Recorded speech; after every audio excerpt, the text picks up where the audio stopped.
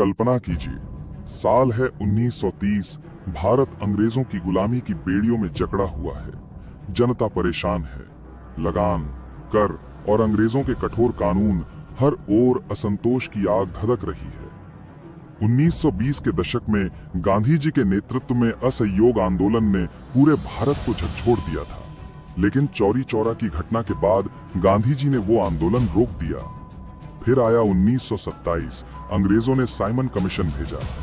भारत की जनता गुस्से से भर उठी। नारा गूंजा, साइमन गो बैक।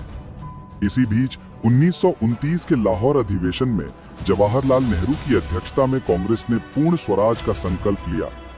तय हो गया कि अब समझौते से नहीं, आजादी से ही बात बनेगी। महात्मा गांधी ने अंग्रेजों की जड़ पर चोट करने का निश्चय किया। उन्होंने कहा, यदि हमें अंग्रेजों से टक्कर लेनी है तो हमें उनके बनाए अन्यायपूर्ण कानूनों की अवज्ञा करनी होगी। और इस प्रकार जन्म हुआ सविनय अवज्ञा आंदोलन का। 12 मार्च 1930 की सुबह गांधी जी अहमदाबाद के साबरमती आश्रम से 78 सत्याग्रहियों के साथ निकले। उनका उद्देश्य था समुद्र से नमक बनाना, क्योंकि अंग्रेजों ने नमक पर कर लगाया था, जो हर गरीब अमीर के जीवन से जुड़ा था। ये यात्रा 24 दिन तक चली, 240 मील लंबी। गांव-गांव, कस्बे-कस्बे जनता गांधी जी से जुड़ती चली गई। अंततः 6 अप्रैल 1930 को गांधी जी दांडी पहुंचे, समुद्र से नमक उठाया और भारत में आंदोलन की आग भड़क उठी। देश भर में अंग्रेजों के बनाए कानूनों की धज्जियां उड़ाई जाने लगी। जगह जगह नमक कानून तोड़ा गया। किसानों ने लगान देने से इनकार कर दिया। विदेशी वस्तुओं का बहिष्कार हुआ। विद्यार्थियों ने स्कूल छोड़े। वकीलों ने अदालतें। महिलाएं भी आगे आईं। कस्तूरबा गांधी, सरोजिनी नायडू जैसी नेताओं ने मोर्चा संभाला। गांव-गांव में विदेशी कपड़ों की होलियां जलाई जाने लगी।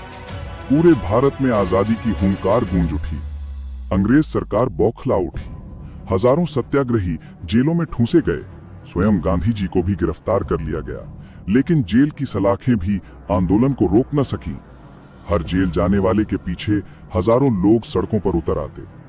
भारत का हर कोना आंदोलन का रणभूमि बन गया। अंग्रेज सरकार समझ गई कि दमन से ये आंदोलन दबाया नहीं जा सकता। लॉर्ड इरविन और गांधी जी के बीच बातचीत हुई। 1931 में हुआ गांधी इरविन समझौता। गांधी जी ने आंदोलन अस्थायी रूप से रोक दिया और गोलमेज सम्मेलन में भाग लेने लंदन गए।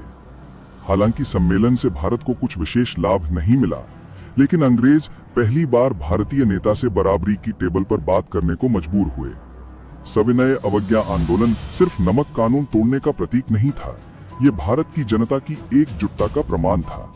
इसने दिखा दिया कि भारत अब दासता स्वीकार करने वाला नहीं है। ये आंदोलन अंग्रेजी साम्राज्य की जड़ों को हिलाने वाला साबित हुआ। सालों बाद जब इतिहास लिखा गया तो सविनय अवज्ञा आंदोलन को भारत की स्वतंत्रता की लड़ाई में एक निर्णायक मोड़ कहा गया। गांधी जी और उनके साथियों ने दुनिया को दिखा दिया कि अहिंसा और सत्य के बल पर भी साम्राज्यों को चुनौती दी जा सकती है। और यही आंदोलन आगे चलकर भारत की आजादी की नींव बना। यहाँ तक वीडियो देखने के लिए धन्यवाद।